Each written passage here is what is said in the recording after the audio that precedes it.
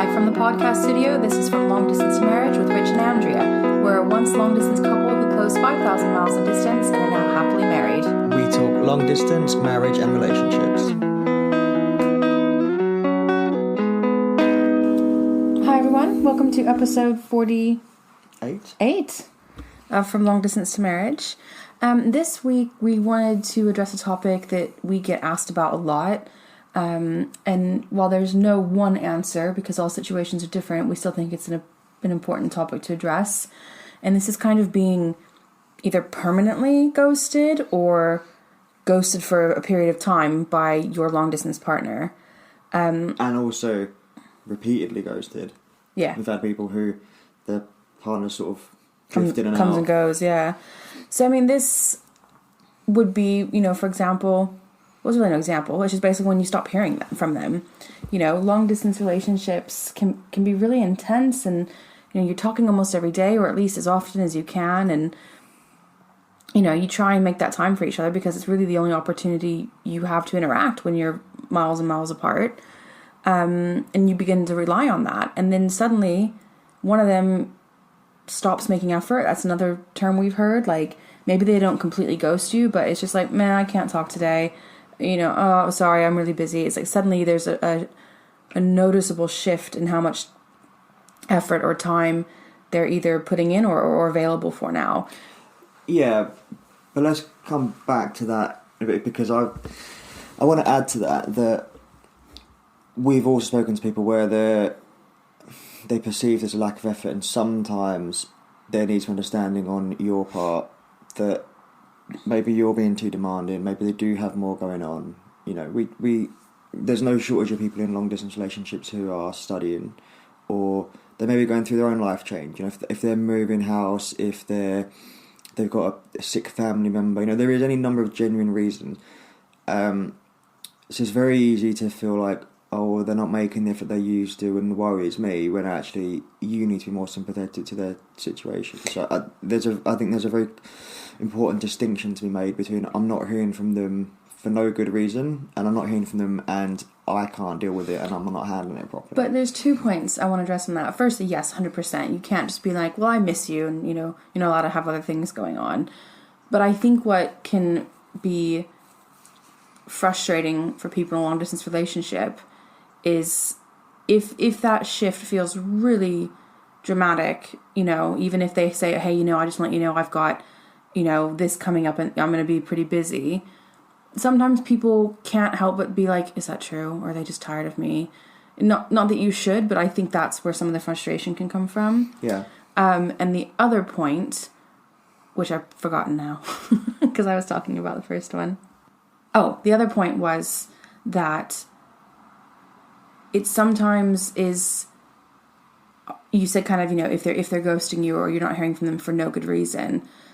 What really frustrates people that I know that we've had lots of messages with and I've, talked back and forth with, is sometimes they don't know if there's a good reason, because, we hear from a lot of people who literally just one day stopped hearing from this person. So they don't know if they're dead on the road somewhere. They don't know if they just got bored of them. They don't know if they found someone else. And I think it's that not knowing and wondering that's so terrifying. And a lot of times in a long distance relationship, especially if you're early on or you haven't met yet, you don't have contact details of their best friend or their parents to be like, hey, are they okay? Like, when you're in a local relationship, if they don't turn up for a date and they're not answering their phone, there's usually someone else you can get in touch with to make sure that they're okay or find out what's happening. Yeah, I get that, and especially if it's a prolonged period of time. Yeah. I just wanted to mention that you also need to take responsibility for how you are handling that situation. We always talk about objective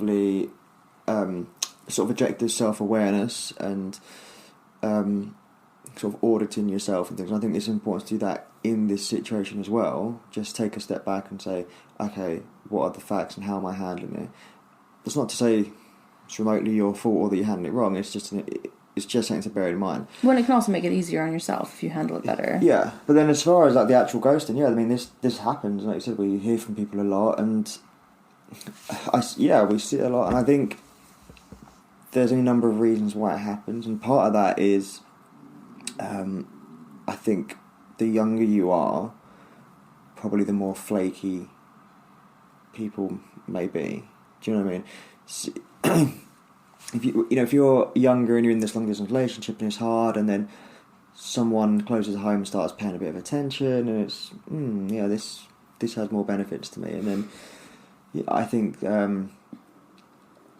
that's certainly something we've seen multiple times. Yeah, and I mean, it's something that not ghosting, but that changing of effort is something we experienced, in our relationship before we met.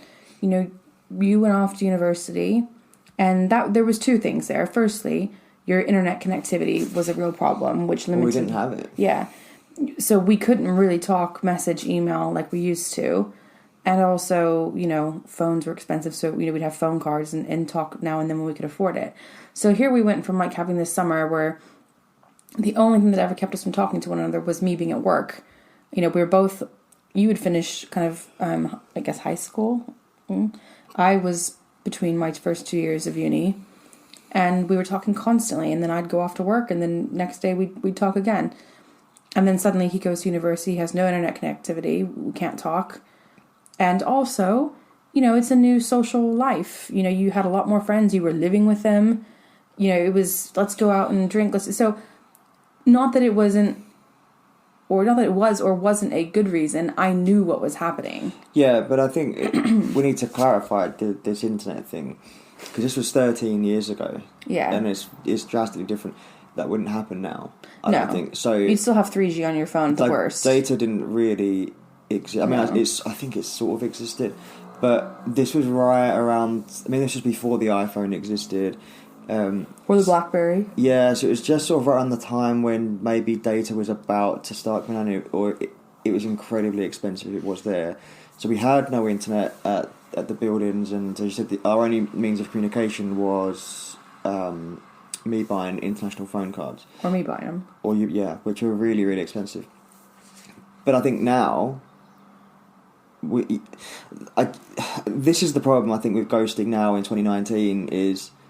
there's not really much excuse for it from a connectivity point of view. Yeah, unless you're out exploring the Amazon. And even if you've got the worst thing in the world going on, and if your phone is on you, you're going to see these messages and things coming through, and you can send a text, just say, really sorry, shit going on, I'll message you. Even if you send a message when you're on the toilet, you know what I mean? You have time nowadays, and you almost always have the technological capability to get in touch with someone. Yeah. I think what's hard is, people who are probably going through this, people that we've messaged, they just want to know why and what's happened, and that's not something that we can help. We don't know why. We don't know why this person has either disappeared or stopped putting effort in, and it's heartbreaking, but all we can do is kind of help give you some facts that maybe can help you decide, do I sit around waiting? Do I keep chasing? Or do I think, fuck this, this doesn't seem legit, or whatever. And I think a lot of that depends on when you finally do hear from them, what the rationale sounds like. And, I think people cannot just be so relieved to hear back from this person again that they don't raise the issue of, hey, what the fuck just happened? And it depends how long it's for, too. Yeah, if it's a day, it's oh, hey, where you been? Okay, cool. Well, even a day, it may be I sent them a bunch of messages today and they've not responded, and it's actually been 3 hours. They could have been in a fucking movie for a few hours, I get as well that people say, oh, I can see they've read it. Not necessarily, let's say you're on Facebook Messenger, for example. They may be out on their phone, but their computer's open. That will show it's read, and they may not have seen it.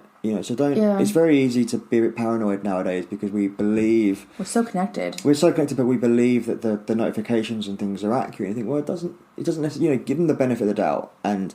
Yeah, on WhatsApp, you get the 2 grey ticks if it's been sent, and then the 2 blue ticks if it's been read. Yeah. I was looking for a picture a friend had sent me, and so I was going back through our messages, and I found a message from weeks ago that had no blue ticks by it. But we've talked since then. They've obviously seen it, but the blue ticks... But then on the other hand, I had it yesterday where I was in a conversation and I locked my phone in that conversation. When I unlocked my phone to do something else, it went to that message, so it immediately showed me as having read it to the other person. Mm-hmm.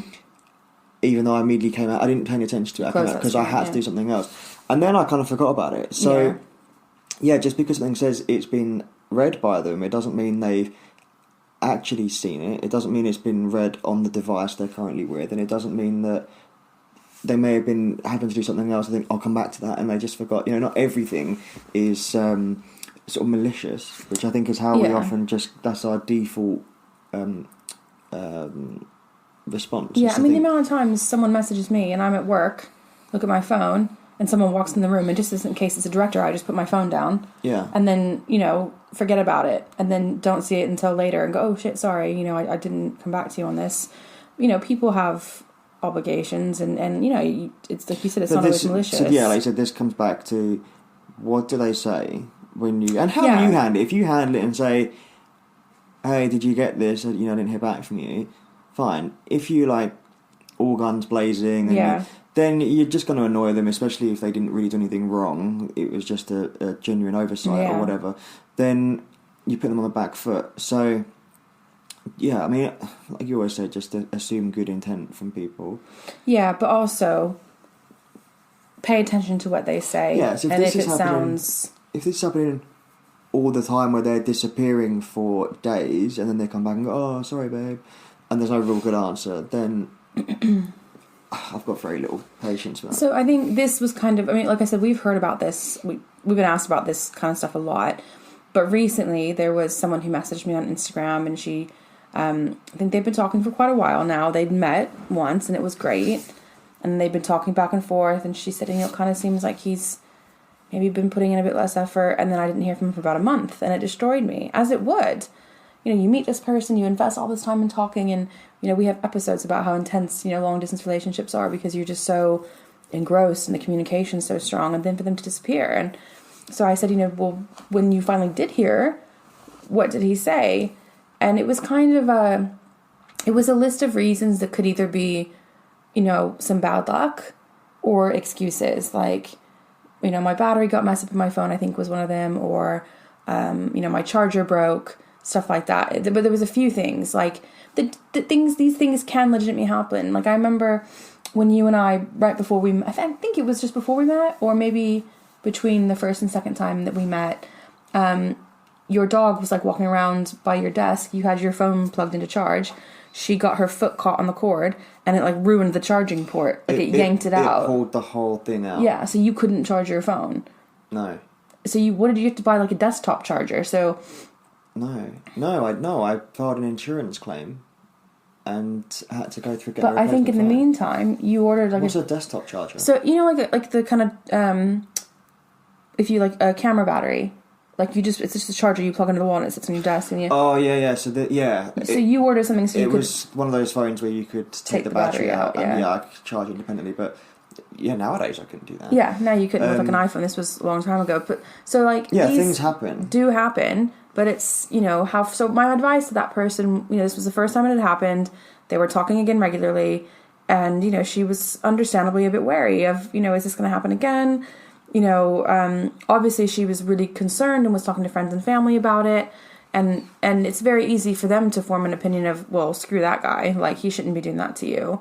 But a month is a long time to have, obviously not everyone has steady income and things like that. But I think in that sort of situation, my advice was, okay, well, if you really feel like you want to move forward with this, then I think you do, and you move forward carefully, and you look out for more red flags, does he go 3 days, 4 days? Is this starting to happen again? And what is his reason? And it's one of those things, fool me once, shame on you. Fool me twice, shame on me.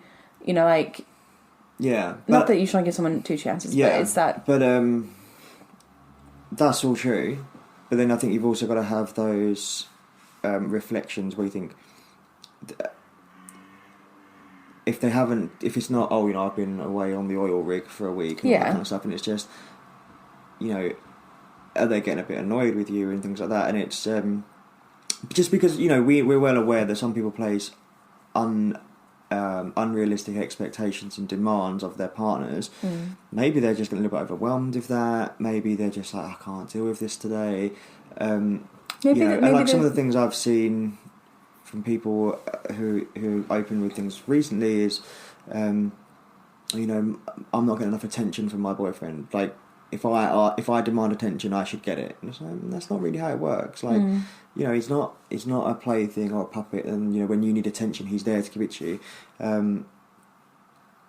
Just as one example, you know, so you got to think, and I don't mean to trivialise people who are being genuinely ghosted and saying it's their fault. I'm not saying that at all, but I do think it's always important to just be introspective and think, okay, have I just made them want a little bit of a break from me because I've been really demanding, really over the top, giving them a bit of a hard time and they don't deserve it? Or not even... Sorry, go ahead.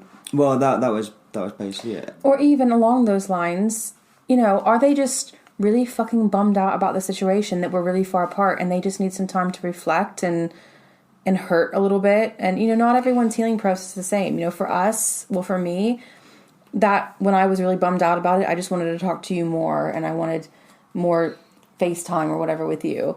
Whereas some people are different and they deal with things in such a way that they need to isolate themselves and think and, you know, talk to themselves a little bit. So I think these are probably going to be instances where it's, you know, a couple days or something, or they're just maybe a bit less responsive. But it is hard because then you get pushed in this position where you're like, oh my God, like you're not talking to me as much. Like, is everything okay? And then you might be doing it more. Yeah, and you know, we're saying all this. I think the really important bit here, and what it's highlighting, is whoever's doing it, and why ever they're doing it. Is that a word? Why ever? I don't think so. But I'm gonna point it. Yeah. Whoever and why ever this is happening, they need to talk.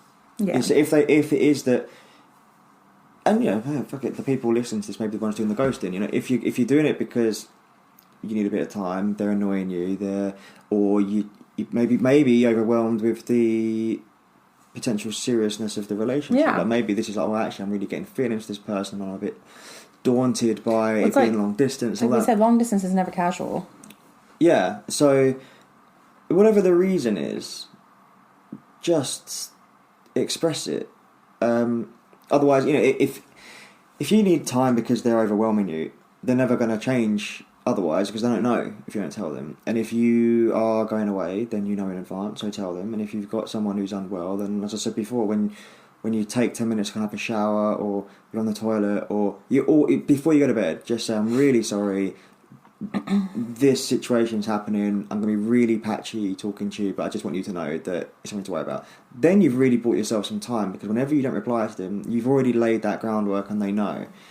If you don't, then you're just setting yourself up to be annoyed because they're going to be pestering you. And then you not only got the situation you're dealing with, you've also got someone that you've got to sort of not placate, but sort of calm down and reassure and potentially rebuild some of that trust that you've broken that you didn't need to break. So yeah, it's a really hard balance to strike. And that's if you're the ghoster, and if you're the ghostee, then sort of all that in reverse, and just say, look, if something's going on, you know, I'm here for you, you know, all that kind of reassuring thing that you'd normally say. But that distance can really make people panic. And I think people ghosting, or not necessarily ghosting, but maybe being a bit less available or whatever, you know, you're doing that's maybe making them anxious about the amount of time you're talking. Be considerate. Like, things do happen. Maybe your phone did break. Maybe your charger did break. Maybe, you know, there's been a problem with internet in your area and your Wi-Fi's down while it's being, you know, repaired for a week. You know, whatever it is, like, make some effort to reach out to that person. Well, especially nowadays, you can go, like, if you have got no Wi-Fi, that happens, you can go to a cafe and you can go to a friend's house. You can, you know, go to the library and log into an old school computer. Like, there are ways. You just have to get off your butt and actually do it. And new cars have, like, Wi-Fi hotspots. Like, but it's not that fucking hard to reach out to someone and say, hey, I'm really sorry this is going on. I'll be in touch as soon as I can.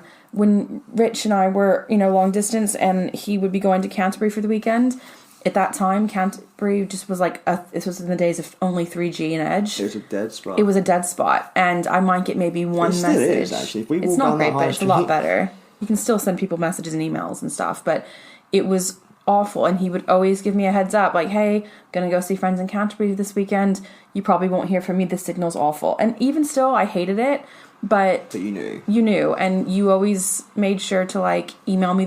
I know you were going the next, you know, you're going this weekend, and usually the morning of, he'd send me a nice email, I'll miss you this weekend, and I'll can't wait to talk to you when I get back. He didn't have to do that, but that's common courtesy. And I think while we hear that both men and women are doing this, ghosting, either another man, another woman, whatever, like, sometimes I think boys can just not think a little bit about being considerate. So no matter your gender, just make sure you are. It's important. And in terms of dealing and coping through a period, I think we need to cover on this really quickly. Mm-hmm. If you are being ghosted or there's just a period where it seems like there hasn't been hey, this is going on, so I'm going to be unavailable, and you just notice that where maybe you'd text all throughout the day, you're hearing from them once a day, maybe you'd talk 3 or 4 times a week and you're only talking once a week now.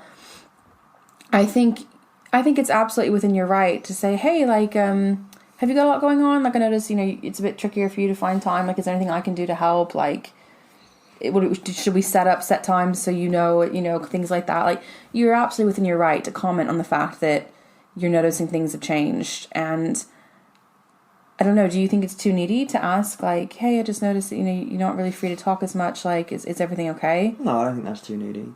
And sort of as an extension of this point, I think we should talk about how to react if you're being ghosted and it's happening, not necessarily frequently, but more than once, kind of thing. Seeing patterns. Yeah, if you're seeing patterns, and again, not to seem insensitive, but there are people who are openly in long distance relationships because they lack the confidence to have a non-distance relationship, and that kind of brings its own dynamics to it, because you've intrinsically got a confidence issue there.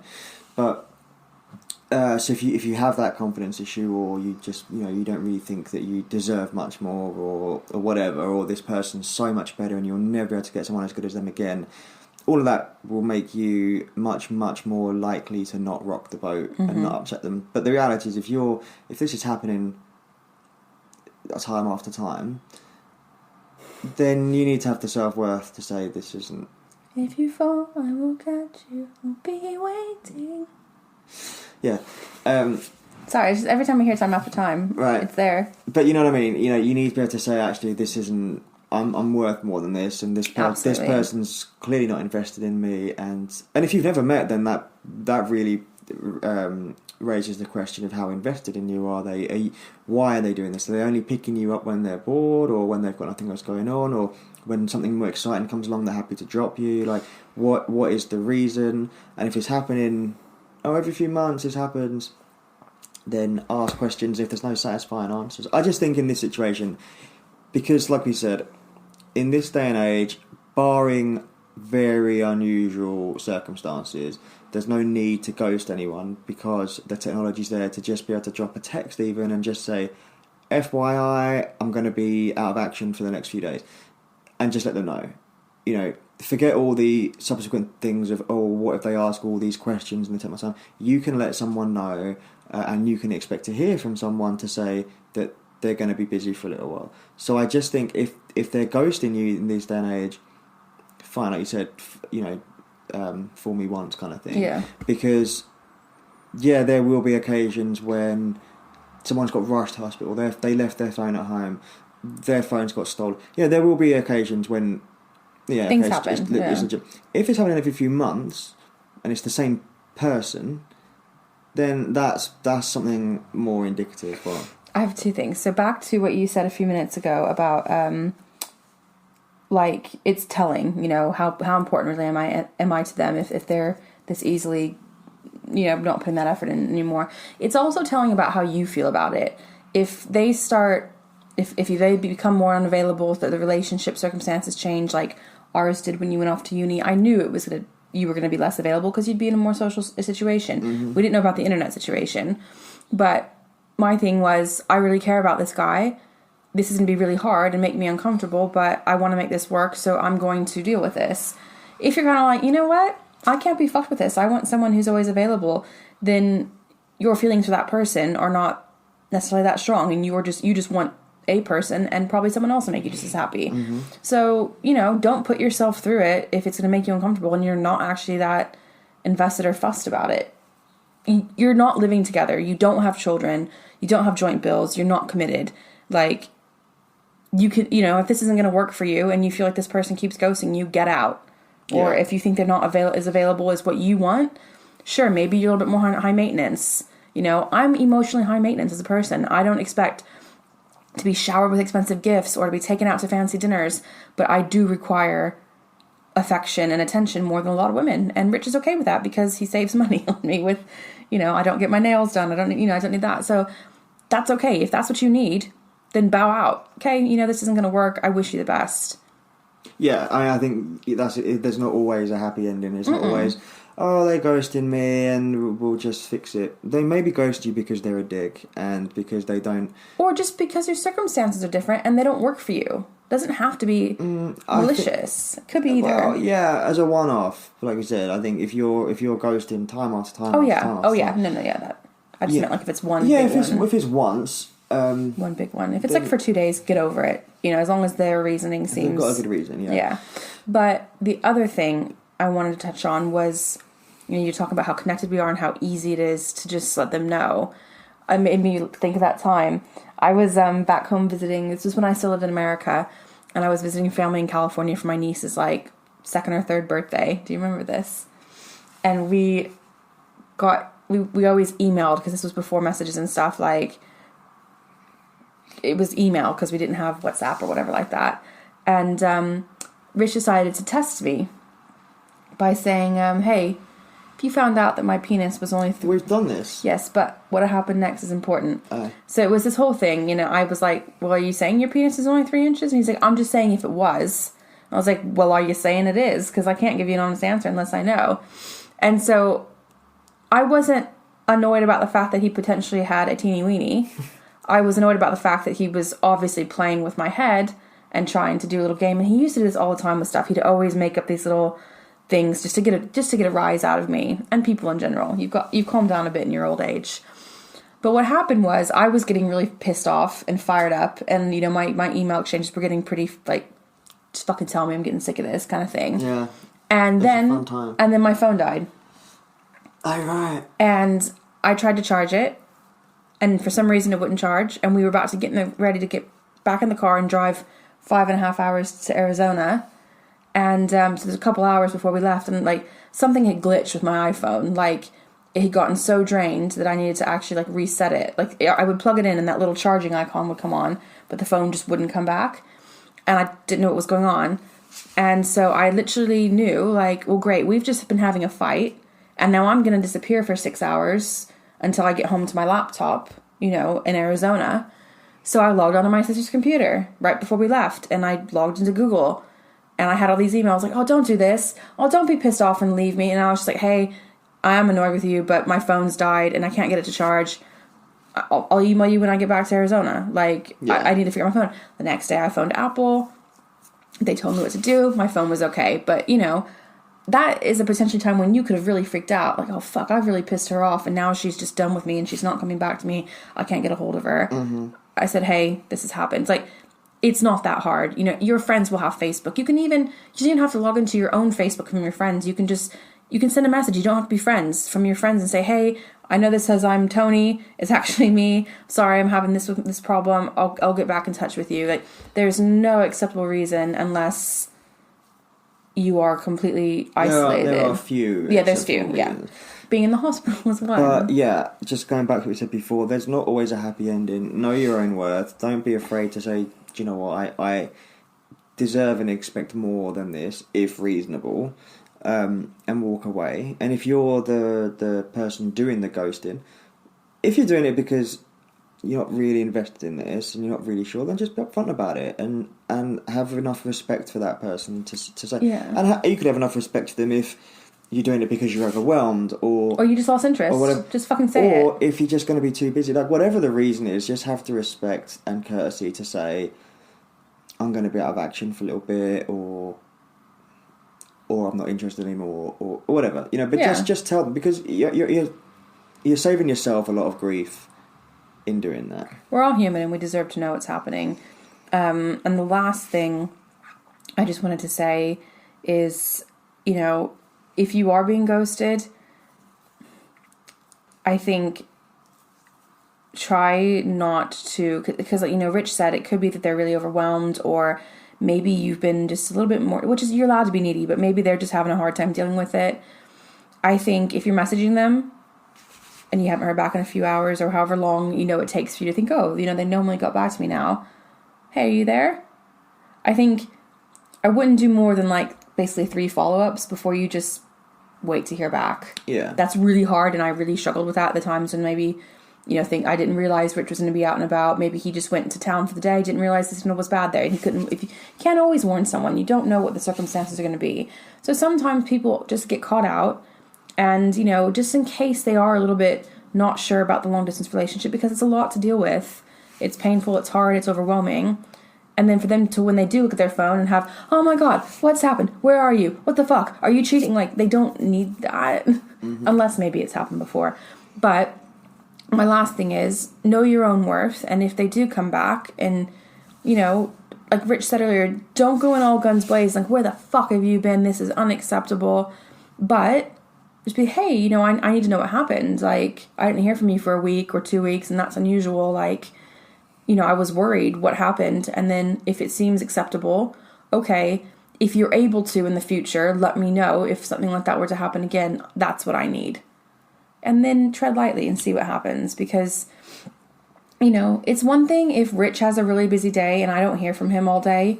You know, normally we text a few times throughout the day at work, but you know, sometimes you have meetings. But you know you'll see me in the evening. That's the thing. But when you're long distance, you don't have that. Yeah. So it's really heightens the fear and the concern of, oh my God, what's going on? Are they bored of me now? Or do they not want to do this anymore? Are they hurt? So, yeah, try not to ghost. Give people a heads up if something's going on, and just try and keep your shit together.